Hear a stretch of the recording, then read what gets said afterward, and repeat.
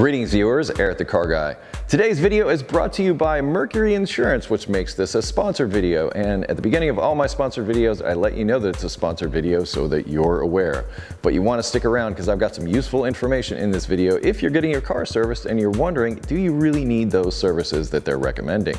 Now you may have visited a local repair shop recently for an oil change, a tire rotation, something simple like that, and they came back with maybe a long list of things that they were recommending for your vehicle.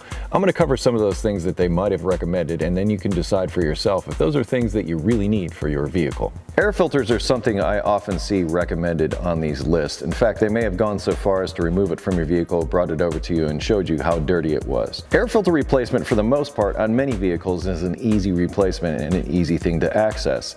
This is something you could possibly do yourself and save yourself the time, money, and expense of having someone else do it for you. Cabin air filters are another commonly recommended item, and on most vehicles, these are actually easy to replace, similar to air filters. Another thing that you could possibly do yourself. This one requires minimal tools to replace in this element. There's actually two up in here. And these look like they could use replacement.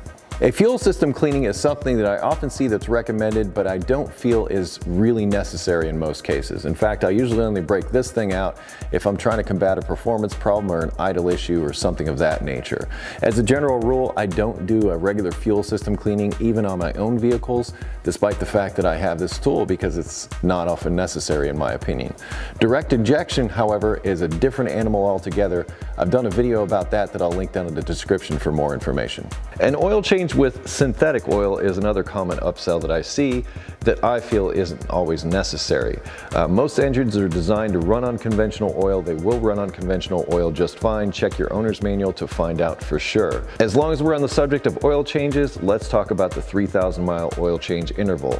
That is something personally I feel that is long gone. There's no need to change the oil every 3,000 miles on a modern vehicle. Modern engines have a much better design and do not require an oil change at 3,000 miles. In fact, check your owner's manual and it will tell you the interval that they recommend, or in some cases vehicles have a maintenance minder that tell you when they want the oil changed. But as far as changing the oil every 3,000 miles, I don't do it. I change it every 5,000 to 7,000 miles in my vehicles and I'm just fine. Synthetic oil, yes, is better, and especially if you have a high mileage vehicle, there are special formulations for high mileage that could benefit your engine, but as a general rule, you don't necessarily need synthetic oil when you get an oil change. As for what oil to run in your engine, run whatever it says on the oil cap or in the owner's manual. Engineers spend a lot of time and effort to try to figure out the correct viscosity for the engine that they built. I'm sure they know what they're doing. Wiper blades are another common upsell, and my answer may surprise you. Change your wiper blades often.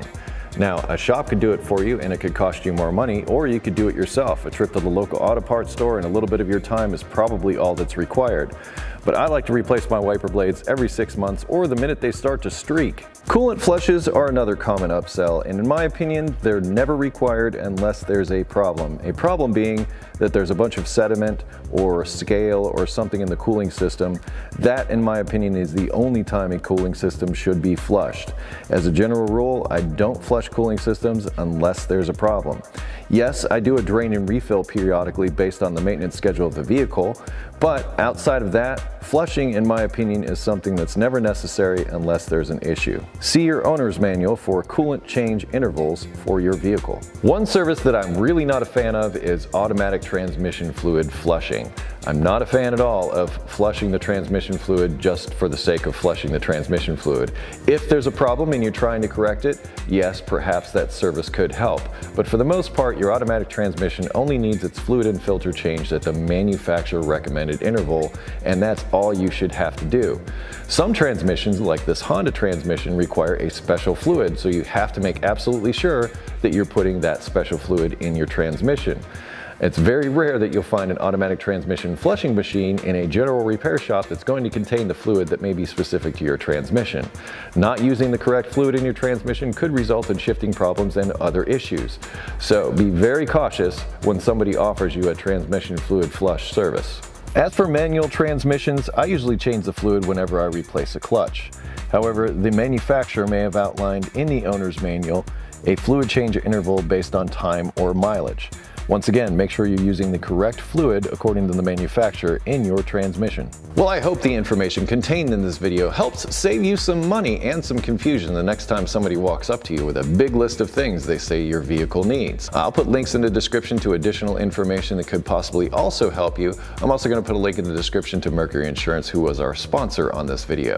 Please don't forget to like, comment, and subscribe, and do all those things that help me make a living. I really appreciate that. Be safe, have fun, stay dirty. Thank you so much for watching. I'll see you next time.